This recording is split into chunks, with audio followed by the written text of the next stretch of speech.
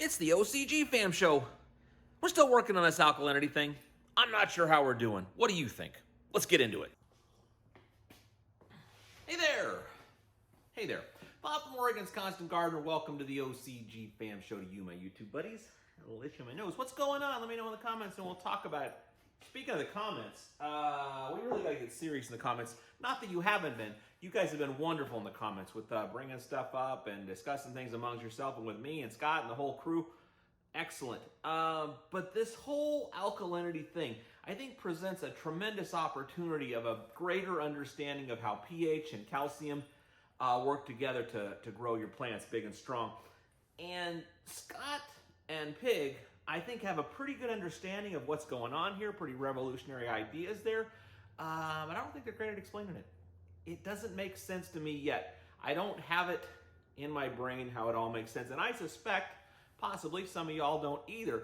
And so what we're gonna do, I hope, is you and me, we're gonna work together to get what we need from Scott and Pig on this issue. So I've been working on the More Pig video, trying to figure out how to make some clips out of that to instruct and inform, and I'm struggling with it. So today we're gonna show a few clips from that video, and they're interesting and I think informative, but also I wanna try to figure out some way to have a bigger conversation around this and get the questions we need so we can do some viewer questions episodes, maybe do a bunch of viewer questions episodes. Maybe we'll do them remote every couple days or something instead of having to go out there, so we can figure some stuff out interactively back and forth between us. So the first clip I want to show you, and I just want to go through a few clips on the alkalinity. This clip is very short, and they talk just a very little bit about CO2 in the air and how that's affecting the alkalinity. Watch the clip. That we're not seeing it all makes improvements, that's right. Every tweak, and like today we discovered that one room will have a higher level of CO2 by their controller versus another room, but the soil slurry in the higher CO2 room is far more acidic than the room that has the more standard CO2. And then again, it's that CO2 in the space is releasing that alkalinity in the soil. The plant's taking that up and leaving behind a lower pH soil. So, okay, I thought that was an interesting clip. I don't know where it fits into the whole bigger picture of it, but I know that it does, and that's why I wanted to show it to you and see what we're doing. The next clip I'm going to show is a little bit of Scott and Pig talking about what they're doing as far as soil amendments to work with experiments to figure out what we got going here. So watch this clip now. Now they're playing with adding pelleted limestone, the lignin-based pelleted limestone, calcite. We're trying a calcite run. They have a fine product called Microna, which is a fine flour type limestone that they can add for a fast reaction. Flour, yeah. Super fine. It's about the same mill that we use the bone meal for. I mean, literally flour. So we're kind of running different experiments. We're starting to do some custom soil blends, trying to figure out, okay, what do we need to do to get this to this point? So stay tuned. I think we're just going to be... We're just basically doing a slurry test every other feed, which is once a week, and tracking, like whether it raises or falls, and trial and error is the only way we're going to learn from this. And plant response. I mean, you guys are seeing the plant response. You can definitely tell which ones are stoked, which ones are not happy, but... Okay, now this part that's just about to come up, they start to talk about the real power of this thing, of using your alkalinity to keep your pH in line and what they're seeing from that. We're seeing the best plant response above 6.5.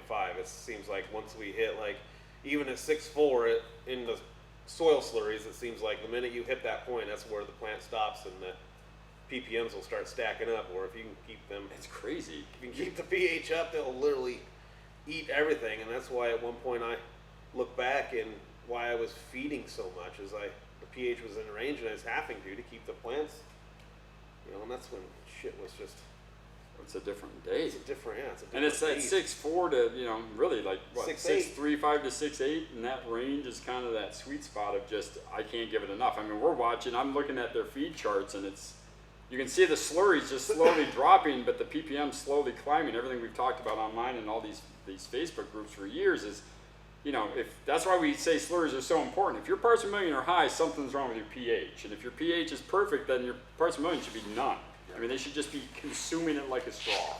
And so we're watching as his pH drops, his ppms climb, and now we have to figure out, I mean, at 120 parts per million of alkalinity too. That's what's crazy. Now, with that being said, you guys charge rooms with CO2. You have all the VPD controllers. I mean, you have some dialed in spaces on the level of the environment's really, really high end. And a lot of people don't have what you guys have on this level. Controllable environment. Yeah. So you guys have so many more variables through CO2 injection, through just ventilation, through the fabric pots, the type of soil, the volume of soil, the water sources.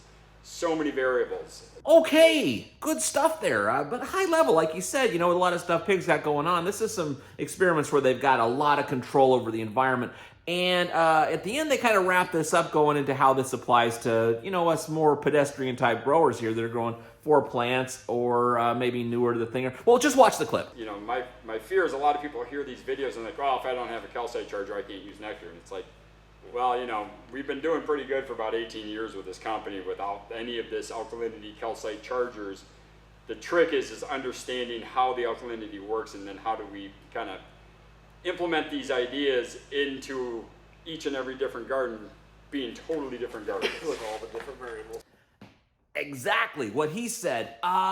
We need to figure this whole thing out into some sort of crunching it down and making it in, codifying it into some sort of system where we can make sense out of it to integrate it into our grows. Because like I said, you know, things have been going great all along, but this is a real opportunity to take it to the next level. But I'm not sure quite how we do that. And I'm hoping you can help me to figure it out, how we get from Scott what we need to understand this and make it a practice instead of a theory. So I love you, and I'll see you tomorrow. We'll keep after this. The OCG Fam Show, it's pretty good. It happens every day. It's the OCG Fam Show. See you tomorrow.